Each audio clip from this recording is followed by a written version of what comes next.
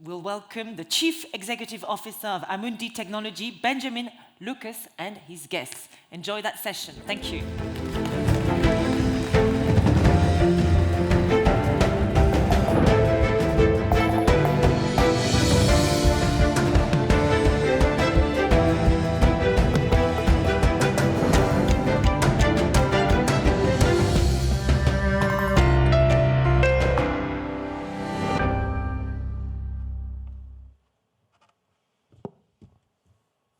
Hello, everybody. It is a pleasure to be here with you today to explore the themes of the last 6 months of interviews with leaders from across the industry. I'm particularly delighted to have with me an esteemed panel of guests, and could I start by asking you to introduce yourselves to the wider audience?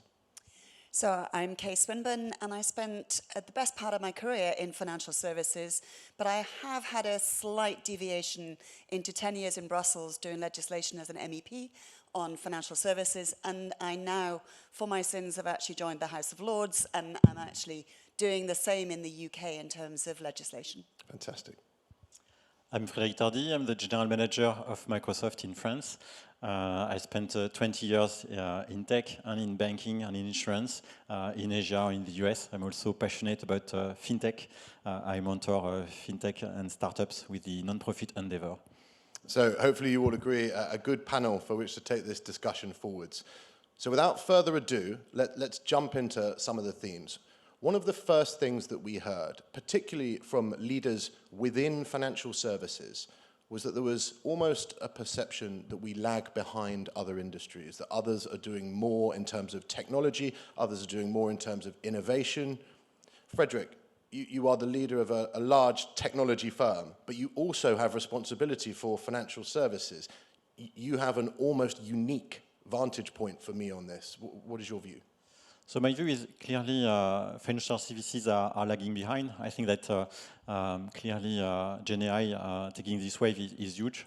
Some are clearly leaders, and Amundi is clearly among them, especially Amundi Tech.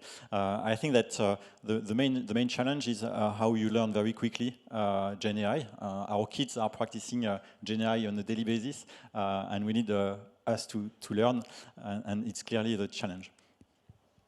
I think one of the things that you said there that I find quite interesting is how within FS that there is a lag, but certainly something that came through in the wider interviews was this idea that a lot of what sets you up to succeed with technology and innovation, financial services has done the heavy lifting.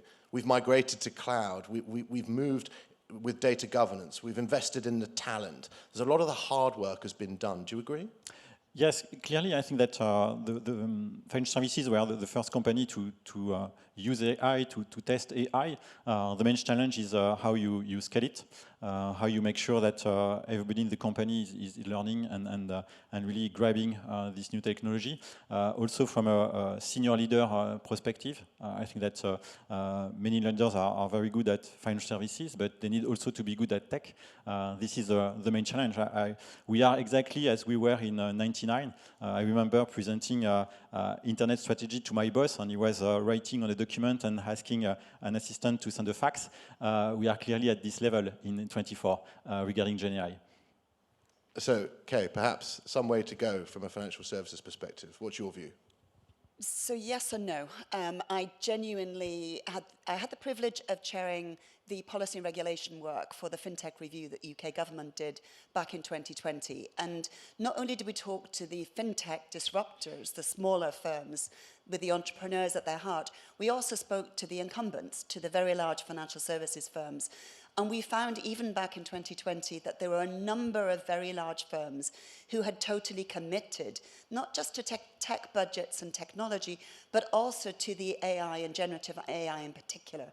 And so those leaders who have embraced this from the top seem to already be on this journey and are working hand in glove with their regulators around the world to try and find solutions that will build this into their future offerings. So huge diversity. I think there are some who are lagging, but there are some very, very good players who are at the peak here. A very politically balanced answer. I'm impressed. Thank so, Frederic, let's make the assumption for a second that we're slightly lagging. we need to be more bold. And almost everybody interviewed agreed, regardless of current state, we need to be doing more, we need to be more bold. From a technology perspective, how do we go about that? How do we make that real? So clearly, I think that we need to learn with the leaders. I think that we need also to make sure that we have the right team. I think that we see in more and more markets, we have very strong engineers, but how you train your team. For example, at Microsoft in France, we plan to train 1 million people regarding GenAI. And I think also you need to practice. I think that many senior leaders are speaking about AI, but how many are prompting every day? And clearly, as I mentioned, your kids are using GenAI on a daily basis, so you need also to make sure that you learn. Something I've heard you talk about there and more broadly is this idea that the language that we use, the way that we include technology in the conversation at the leadership level is incredibly important, but broadly it goes beyond that to the wider culture. Something that I heard personally again and again, it was probably the most repeated phrase, is that your job will not be replaced by AI, but your job will be replaced by somebody who is using AI. And that may be true, it may not be true.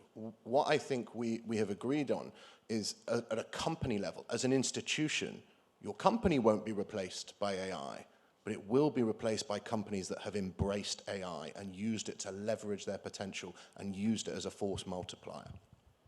So that brings us on then quite naturally to an impact on people, Kay. Obviously with your government hat and your wider view, what do you think the impact is on wider society there? So AI has been around for 70 plus years in one form or another, so this isn't completely new, but the generative AI component of this is, and it's accelerating the impact potentially on society. And we've already heard on the earlier panel some of the things that need to be taken care of. But for me, the generative AI has now kickstarted an extensive interest in this space. So whether it's the G7, the G20, whether it's IOSCO, all of the international fora are now discussing it, which means there's a huge microscope now being applied to this. But the interest for me for financial services, a highly regulated sector, one that's always had to work within regulatory frameworks and within guidelines, I think the opportunity is very different. And for me, the huge opportunity, particularly here in Europe, is to turn the European savers into the future European investors. And if we focus a lot of the AI activity on doing that, I think we'll end up actually benefiting society at large in a way that most people hadn't anticipated. I'm going to jump on something you said there, and it wasn't a prepared question, so I should give you a heads up. Regulation, right? For many, many times we heard regulation used, I won't say an excuse, but used frequently as it's a hurdle, it's a challenge, it applies the brakes to innovation. But I've heard you talking often, Kay, about how regulation can facilitate innovation, how you can partner for regulation. Could you explain that a little? So for me, regulation in financial services is a given. Everybody has to work within the existing frameworks. We have tried post-financial crisis to make sure that we have a global framework for many of the big things that happen. And so you will now find the FSB coordinates a large amount of stuff. IOSCO will coordinate a large amount of activity. Those global fora try and give you some baselines. We try and work to data standards, whether it's through the ISOs, the ISOs, or indeed any other global data standard. So the sector's used to this. For me, there's a real opportunity here that we allow the innovation to happen. And in order to do that, you need regulators who understand it. And so there are some regulators around the world. I won't call them out by name. They may well be in the room here. But the reality is there are some regulators who've already embraced this. They have hired people who understand the technology, who can actually work and partner with the firms. And they're the ones who are really going to have this develop in their jurisdictions. So my plea all around is that the opportunity, yes, set the guardrails, but the opportunity for innovation is huge. And therefore, the regulators need to skill up alongside the clients and need to actually work hand in glove. And I think what's interesting about what you've just said there is it's very aligned, Frederic, to what you were saying around we've got to embrace this at a leadership level. This isn't somebody else's problem, and it applies at the regulatory side as much as it applies. Do you agree with that? Yes, I fully agree. We need really to speed up, and as Kay mentioned, we have regulators embracing AI, and it's exactly the same we need to do at a corporate level. So, looking towards the future, and I'm very aware that where we are in this beautiful setting, and I'm going to touch on a slightly sensitive point here. There is a perception that from a future innovation technology perspective, perhaps Europe may lag behind some of its peers, and that part of that may be down to regulation. Frederic, what's your view? Yeah, I think that Europe has clearly the ideas, but struggling to scale. When I compare to US or Asia, I think it's when we look at engineering, we are clearly the best engineers. When I go to the US, in a big corporation, big tech company, or in startup, you have always European engineers. But usually we lack of technicians, of people using AI to scale. It's like if you had, a 3-star Michelin chef, but you don't have anybody, cooking or anybody in the kitchen. This is the main challenge. This is why, with Microsoft, we want really to train employees and to train also the technicians that will implement AI in companies. So this is how we can, speed up really in Europe, how we can, help companies and people to learn AI and really to scale.